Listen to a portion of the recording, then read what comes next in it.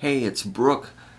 One of my all-time greatest students, Rick, asked about a song called "Strawberry Fields." It's by the Beatles. You might have heard of them. So he showed me. I think he was playing. I just saw him do some bar chords.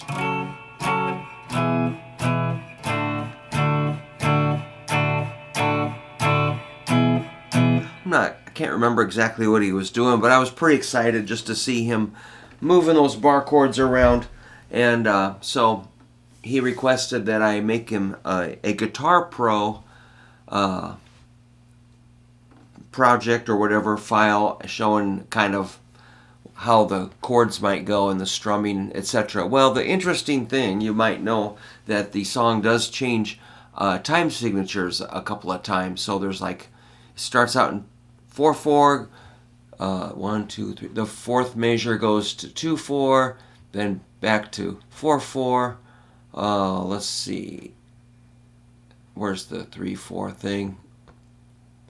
Okay, measure 13 goes to 3/4, then you're back to 4/4, and it just, But I think the Beatles were so in tune with each other, they probably just played it. Hey man, goes like this, and follow the vocals or whatever, and they probably played it by ear and didn't have, software. So anyway, okay, I don't mean to talk so much, but I did a version of this live with my bar band maybe 15 years ago. And I was inspired by the Replacements had this version.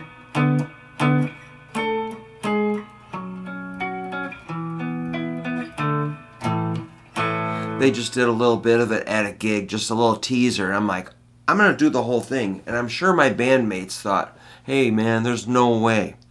But we did figure it out and played it live for a few months, and then we probably forgot about it. All right, I'm going to play it with my software, then I'll break it down. This might take a couple of videos, but this is just intended to block out the chords. It doesn't really show any groovy strumming. Maybe I'll put in the groovy strumming later. Now, right now, I'm just trying to show you what it sounds like, and then I'll talk about the chords. Here's the intro.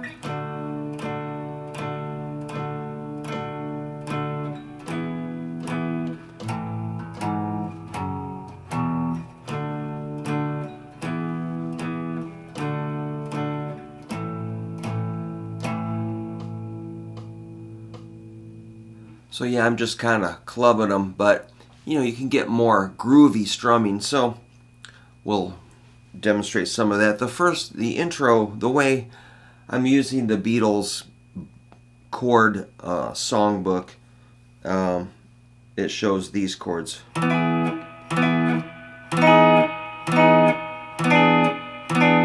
So it's an E major, E major 7, E7,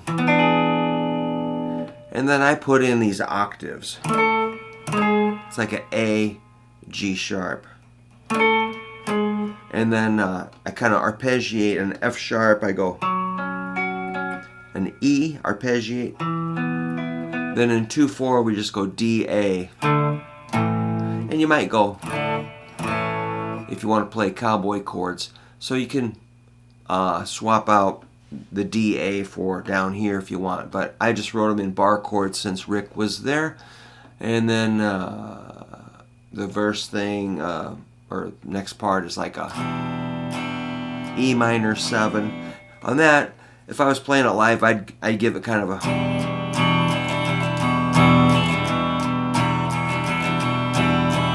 sort of a da da da da da da da da.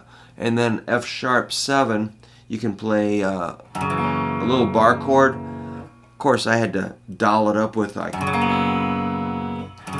something like that with my thumb, with an open high E.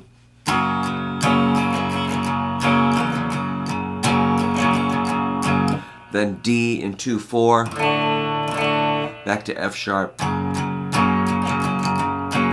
Then on the 3/4 part, I wrote power chords like. But live, I used to go. Excuse me. I used to play like a D major 7 to an A. So I might rewrite what I got here, but either way,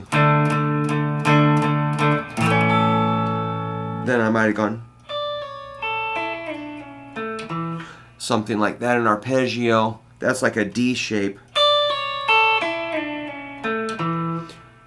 only it's an A. And then we're back to another verse.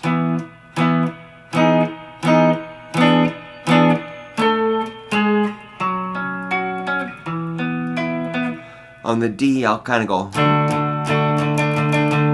like down, down, down, down, up, down, up, down, down. And then here's the walk down, like that's an A5. Then take the bass down to G sharp, so that would be an inverted E chord.